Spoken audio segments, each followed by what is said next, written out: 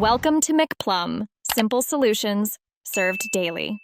You start by collecting only what you need and confirming the fault. Use a low-wattage soldering iron, fine solder, flux, and magnification. Once done, locate the break visually and with a multimeter, and note which wire is left or right. Make a small access point in the shell or remove the nozzle carefully. Do not force plastic. Now strip about 1.52 mm of insulation from the conductors and tin the exposed strands so you can join them cleanly. Now you execute the delicate middle work, tinning and soldering. First, match the color-coded conductors in separate ground or shield. Twist fine strands so they hold. Apply a touch of flux to promote wetting, then pre-tin each conductor and the pad or plug pin with a minimal bead of solder. You heat briefly, just long enough for the solder to flow, then join wires with a single quick touch.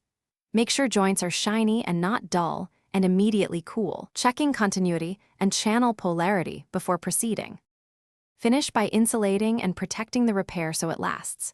Slip 1.52 mm heat shrink over each joint, shrink gently, and add a small strain relief or glue to prevent flex fatigue. Reseat drivers and close the shell, ensuring vents and dampers remain unobstructed. Test with audio at low volume, then at normal levels, and verify left/right channels with a multimeter.